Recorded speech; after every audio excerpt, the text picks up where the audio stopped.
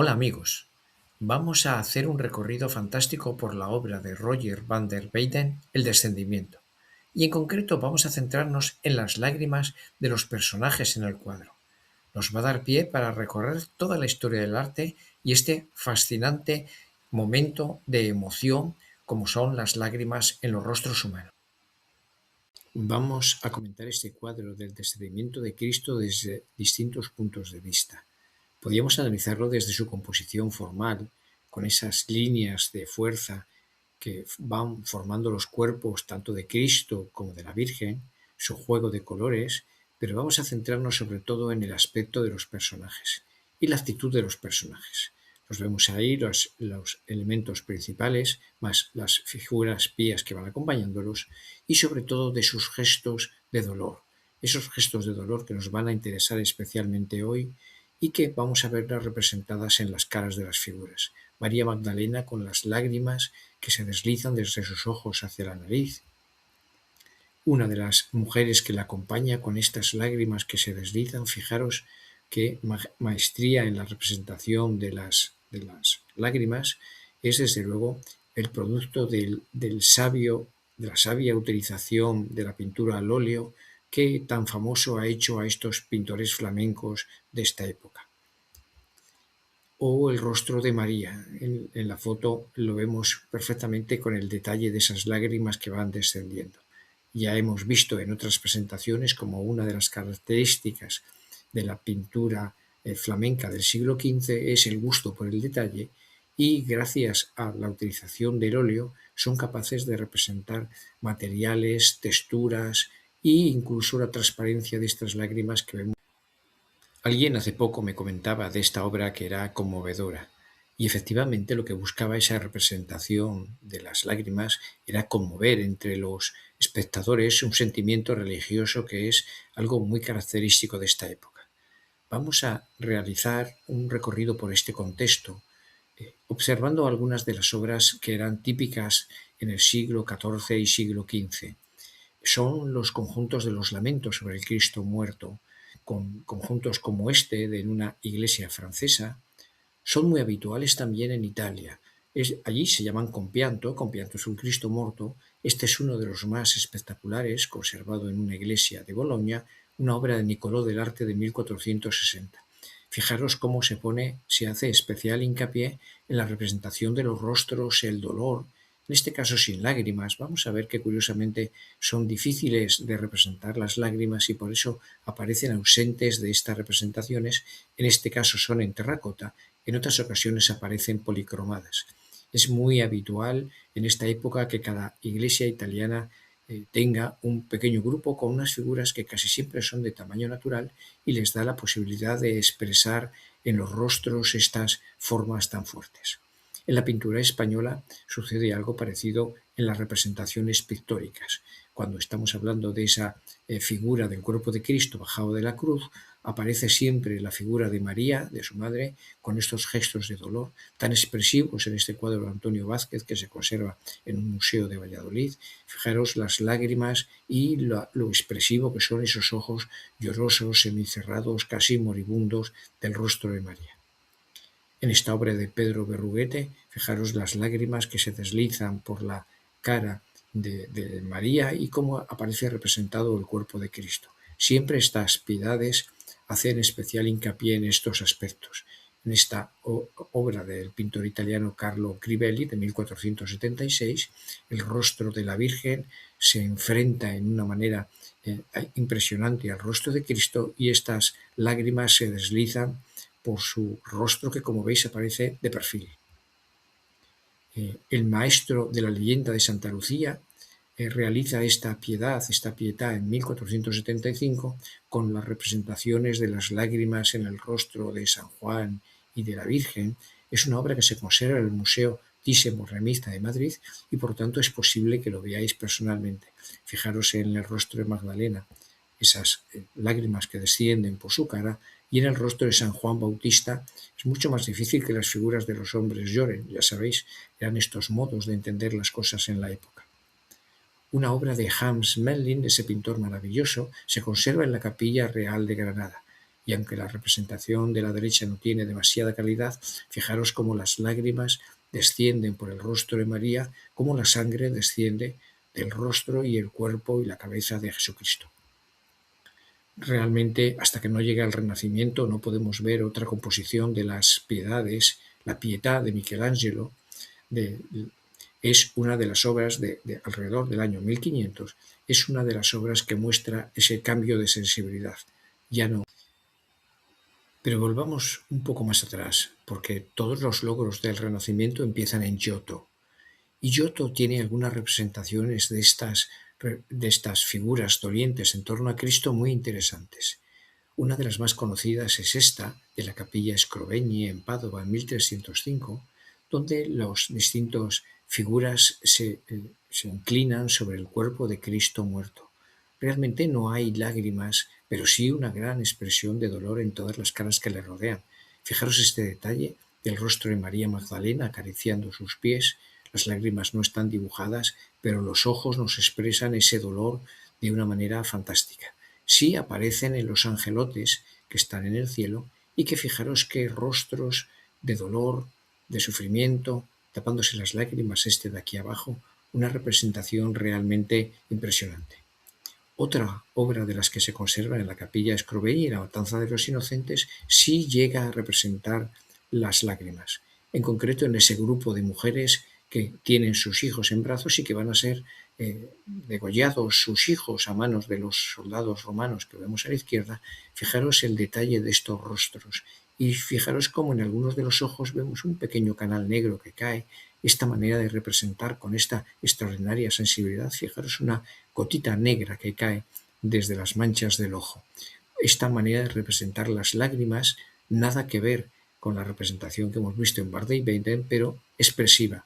Como expresiva es toda la obra de Giotto, 1305, realmente un momento de cambio entre la pintura aún medieval y la pintura del Renacimiento que enseguida va a llegar. Genial.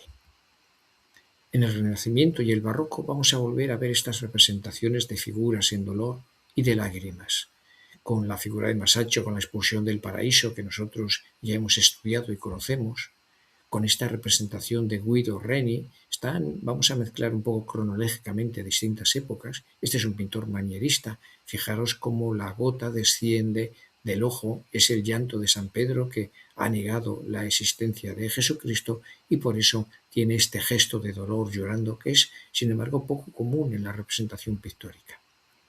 Otra representación de la matanza de los inocentes de Guido Reni, realmente impresionante. Fijaros los rostros de dolor que aparecen en la mitad de la izquierda, en esas madres que están a punto de perder a sus hijos, y el detalle de la figura a la derecha, apenas una esquina, con la gota que va cayendo por su ojo con este gesto tan expresivo. Fijaros que en este detalle de la derecha, la madre que aparece con este rostro tan blanco, no está llorando, no vemos lágrima, pero sí vemos un ojo con un brillo especial, un ojo lloroso de esta situación dramática que sucede y que está relacionada siempre con este relato bíblico de la matanza de los inocentes.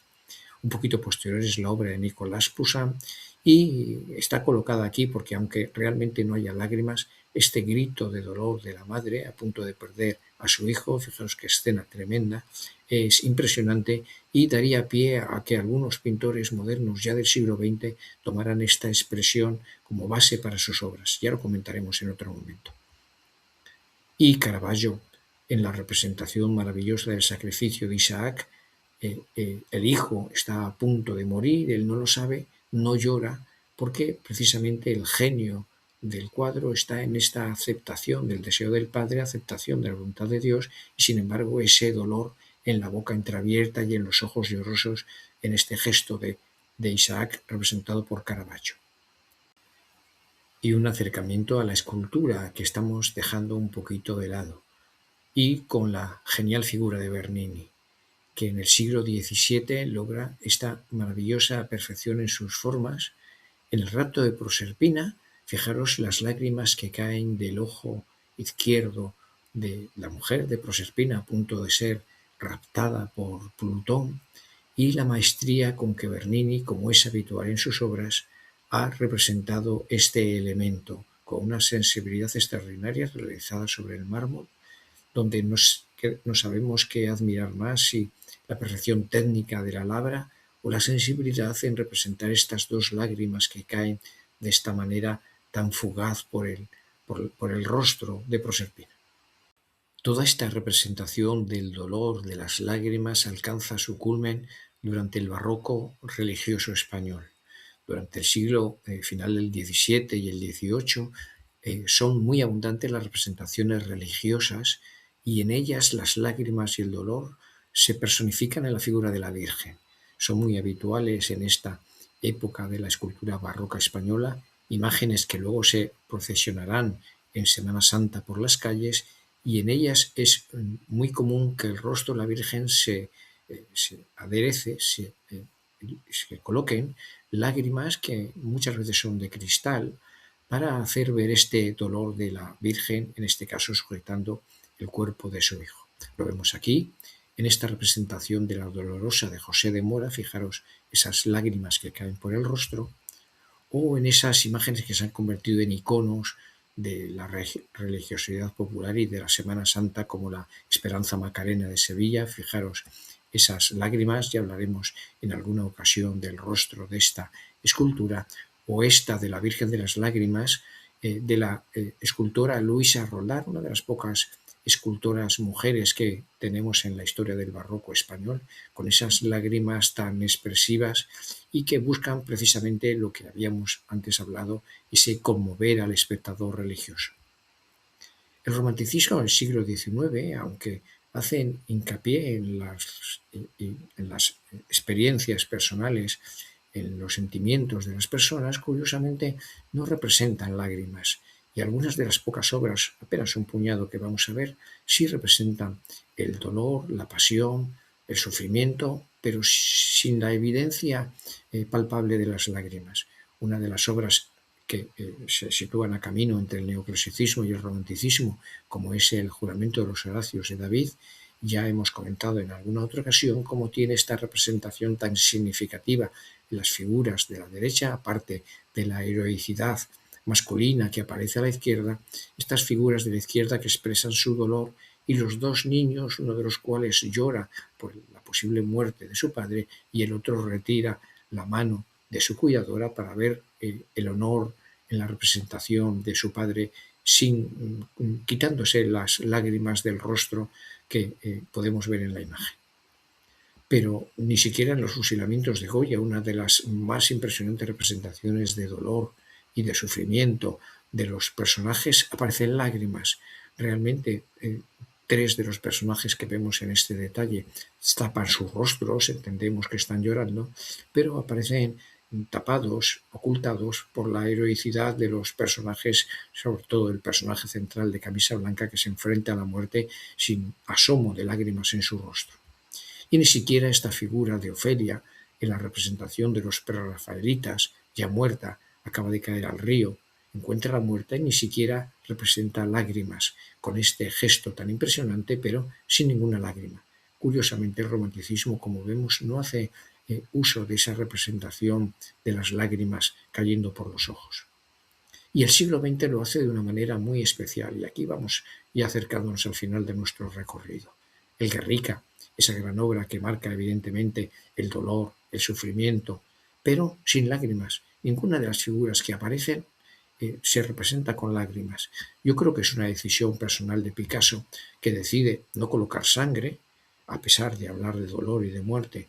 Representa su obra en blanco y negro, con ausencia total de ese color rojo que daría un carácter completamente distinto al cuadro, y las figuras aparecen sin lágrimas, en esta madre que sujeta el dolor, no muy diferente de las piedades del cuerpo de Cristo y la Virgen que hemos visto hasta ahora. Veis que no aparecen lágrimas, y sin embargo en esa misma época, alrededor de junio del 37, Picasso realiza una serie completa de mujeres llorando que parecen como el recorrido paralelo a las figuras sin lágrimas del Guernica.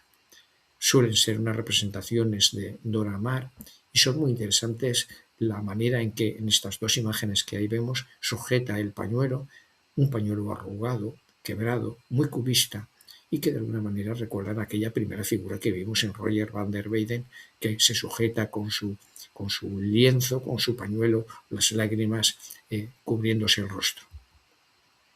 En el cine, las lágrimas adquieren un carácter muy especial en algunas de las películas más simbólicas. Solo vamos a dar una pincelada. Esta película de 1928, La Pasión de Juana de Arco, donde la actriz deja esa imagen de la lágrima que va cayendo por su ojo y el director, que es Dreyer, consigue una imagen en esta época del cine más antiguo, casi prehistórico, una imagen de una expresividad muy difícil de igualar en películas posteriores.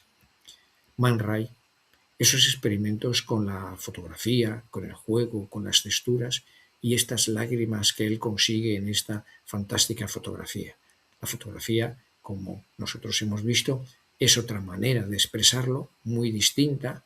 Fijaros, acordaros dónde hemos empezado nuestro recorrido con esas lágrimas de Van der Weyden, y lo finalizaremos en otra fotografía muy distinta, la fotografía de reportaje, pero un momento el más triste de todos los que estamos viendo. Es una fotografía realizada durante la Guerra del Vietnam en 1972 por el fotógrafo vietnamita Nick Ut, que representa una aldea Trang Ba después de un bombardeo. Es realmente una imagen dramática, y es que la fotografía de reportaje siempre va un poquito más allá y nos muestra la realidad que nos hace emocionar de esta manera. Es la última imagen de este recorrido por las lágrimas que nos ha permitido ver cómo a lo largo de la historia han tenido un papel importante en la representación artística del ser humano y su circunstancia. Confío que esta breve presentación os haya resultado interesante. Hasta la próxima, amigos.